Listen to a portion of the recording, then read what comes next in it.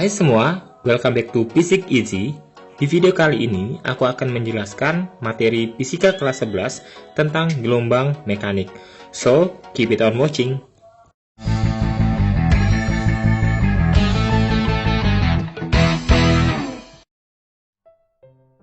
Gelombang merupakan getaran yang merambat atau gangguan yang menyebarkan energi oleh getaran. Di sini, pengertian lain dari gelombang juga dapat dikatakan sebagai proses perpindahan energi melalui suatu proses getaran tanpa disertai perpindahan medium perantaranya. Partikel-partikel yang dilalui gelombang tidak berpindah, tetapi hanya bergerak naik dan turun, sementara yang berpindah hanya energi dari satu tempat ke tempat yang lain. Sifat-sifat umum gelombang.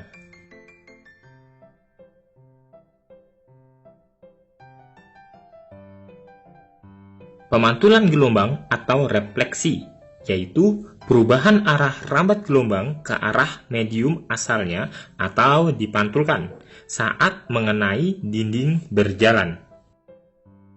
Sifat pemantulan gelombang memenuhi hukum pemantulan gelombang, yaitu sudut datang gelombang sama dengan sudut pantulnya. Kemudian, gelombang datang, gelombang pantul, dan garis normal terletak pada satu bidang datar.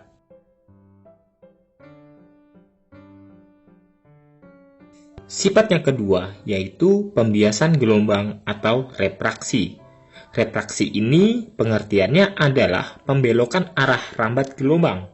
Sifat yang ketiga yaitu interferensi gelombang, yaitu suatu keadaan di mana ketika dua atau lebih gelombang berpadu dan membentuk gelombang gabungan.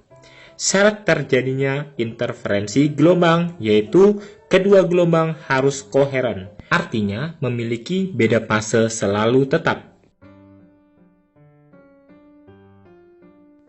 Sifat yang keempat yaitu difraksi gelombang, di mana pembelokan atau penyebaran gelombang jika gelombang melalui celah.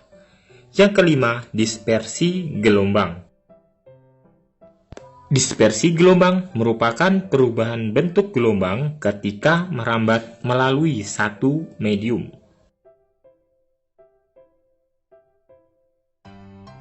Sifat yang terakhir yaitu polarisasi gelombang, yang merupakan peristiwa perubahan arah getar gelombang yang acak menjadi satu arah getar.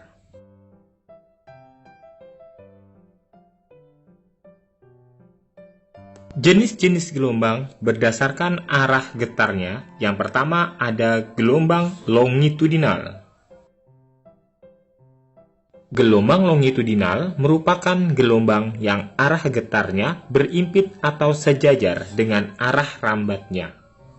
Contohnya selingki atau pegas yang ditarik ulur seperti ilustrasi. Yang kedua, gelombang transversal, yaitu gelombang yang arah getarnya tegak lurus terhadap arah rambatnya. Perbedaan gelombang transversal dan longitudinal bisa dilihat dari gambar berikut. Gelombang transversal akan membentuk bukit dan lembah, sementara gelombang longitudinal akan membentuk rapatan dan regangan dalam proses getarannya.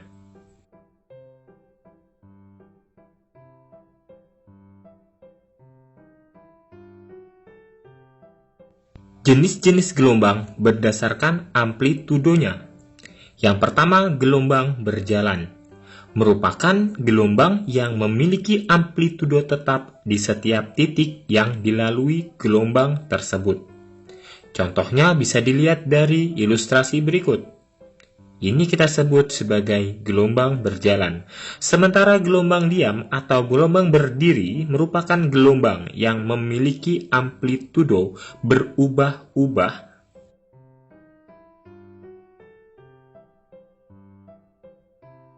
Jenis-jenis gelombang berdasarkan zat perantara. Yang pertama ada gelombang mekanik, di mana gelombang mekanik ini selalu memerlukan medium dalam perambatannya.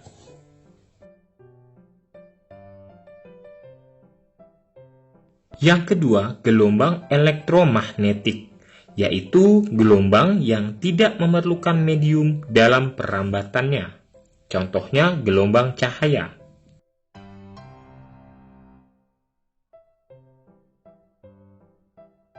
Gelombang berjalan merupakan gelombang yang bergerak dengan amplitudo tetap. Mari kita perhatikan grafik gelombang berikut.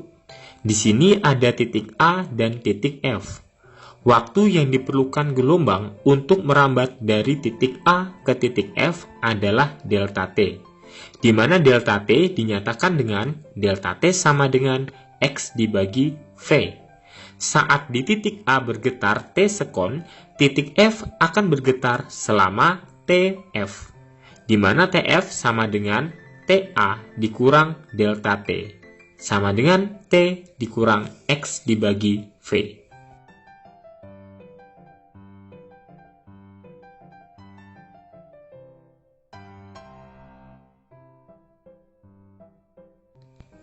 Persamaan getaran adalah Y sama dengan A sin omega dikali T, sehingga simpangan di titik F adalah Y sama dengan A sin omega dalam kurung T dikurang X dibagi V. Y sama dengan A sin dalam kurung omega T dikurang omega dibagi V dikali X.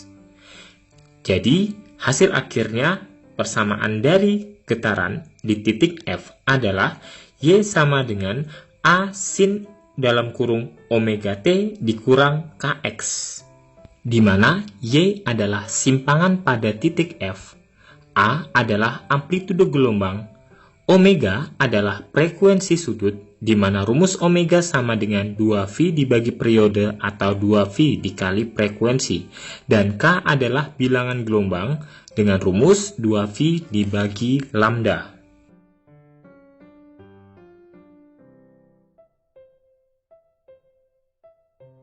Perhatikan dua ilustrasi gambar berikut. Jika di titik O tidak berada dalam keadaan setimbang, maka persamaannya perlu ditambah simpangan tertentu dari titik setimbang, sehingga persamaannya menjadi Y sama dengan A sin dalam kurung omega T dikurang Kx ditambah theta 0. Bilangan dalam kurung ini dikenal dengan sudut fase gelombang dalam satuan radian per sekon, di mana rumusnya adalah theta sama dengan 2 pi, di mana sama dengan omega T dikurang Kx ditambah theta 0. Delta pi dikenal dengan fase gelombang, rumusnya adalah delta X dibagi lambda. Jika delta X dibagi lambda adalah bilangan 0, 1, 2, 3, dan seterusnya, maka dikatakan sefase. Jika delta X dibagi lambda hasilnya setengah, 3/2, dan lain-lain, maka disebut berlawanan fase. Gelombang berdiri atau gelombang stasioner disebut juga gelombang tegak, merupakan gelombang yang bergetar seiring waktu tetapi letak amplitudonya tidak bergerak melalui ruang. Syarat terjadinya gelombang stasioner yaitu memiliki amplitudo dan frekuensi yang sama. Gelombang stasioner untuk ujung terikat. Dari gambar tersebut bisa diketahui bahwa pada ujung tetap atau ujung terikat akan membentuk dua gelombang tali yang arahnya berlawanan. Masing-masing mempunyai persamaan gelombang Y1 sama dengan A sin omega 1 dikurang Kx, minus artinya merambat ke kanan, dan Y2 sama dengan A sin omega T plus Kx, tanda plus artinya merambat ke kiri. Superposisi dari kedua gelombang itu dinyatakan YS sama dengan Y1 ditambah Y2 sama dengan 2A sin Kx cos omega T. Amplitudo gabungan AP sebesar AP sama dengan 2A sin Kx. Menentukan simpul dan perut pada gelombang stasioner ujung terikat. Simpul pertama yaitu titik awal berarti jarak dari titik pantul sama dengan 0. Simpul kedua merupakan setengah lambda, simpul ketiga yaitu lambda, dan simpul keempat 1/2 lambda, dan seterusnya. Untuk menentukan perut, perut pertama merupakan 1/4 lambda, perut kedua 3/4 lambda, dan seterusnya.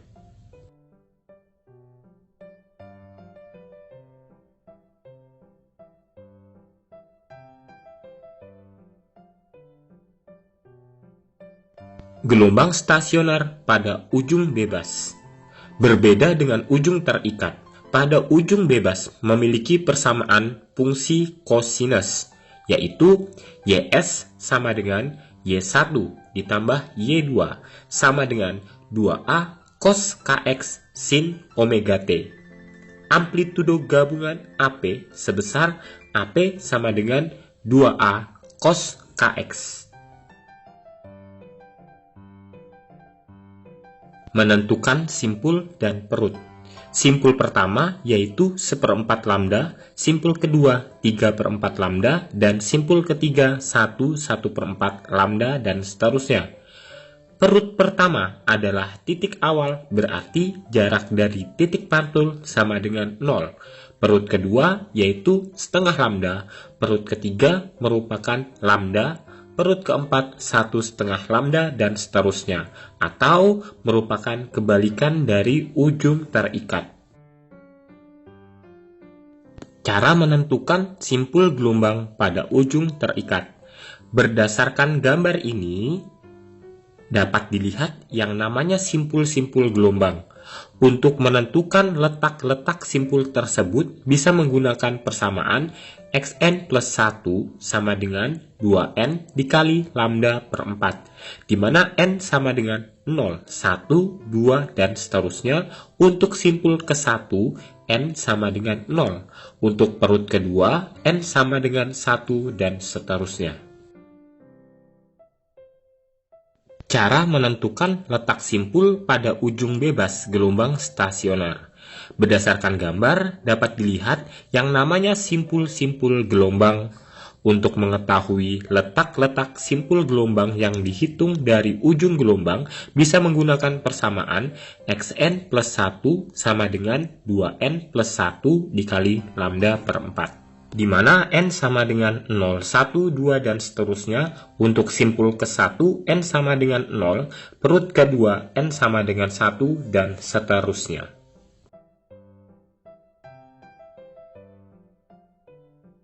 Sekarang kita masuk ke contoh soal. Contoh soal pertama, ada suatu persamaan simpangan Y sama dengan 0,5 cos 5 Vx sin 10 Vt. Yang ditanyakan amplitudo gelombang datang, amplitudo gelombang stasioner, dan cepat rambat gelombang. Di sini kita bisa mencocokkan antara persamaan simpangan dengan persamaan umum dari simpangan gelombang stasioner ujung bebas, yaitu Y sama dengan 2A cos Kx sin omega T. Nah, cos Kx dan cos 5 Vx itu identik, sehingga di sini kita bisa simpulkan bahwa amplitudonya sama dengan 0,5. Berarti 2A sama dengan 0,5 dibagi 2 sama dengan 0,25 meter untuk pertanyaan yang A. Pertanyaan yang B, kita mencari amplitudo gelombang stasioner, yaitu 0,5 cos 5 Vx meter. Itu jawabannya. Kemudian untuk mencari yang C, cepat rambat gelombang, V sama dengan koefisien yang ada variabel T dibagi koefisien yang ada variabel X-nya, atau omega dibagi K, sama dengan 10V dibagi 5V, sama dengan 2 meter per sekon. Contoh soal yang kedua. Dari persamaan soal nomor pertama, Y sama dengan 0,5 cos 5 Vx sin 10 Vt, tentukan jarak antara titik perut dan titik simpul yang berurutan. Sebelumnya, kita harus mencari terlebih dahulu panjang gelombang yang dirumuskan dengan lambda sama dengan 2V dibagi X. Di sini 5Vx sebagai Kx dan 10Vt sama dengan omega T. Sehingga K-nya sama dengan 5V. Masukkan ke persamaan 2Pi dibagi 5Pi sama dengan 0,4 meter. Untuk mencari jarak antara perut dan simpul yang berdekatan, rumusnya 1/4 dikali lambda. 1/4 dikali 0,4 sama dengan 0,1 meter. Oke, sampai di sini video kali ini. Semoga bermanfaat. Selamat belajar. Thanks for watching. See you next video.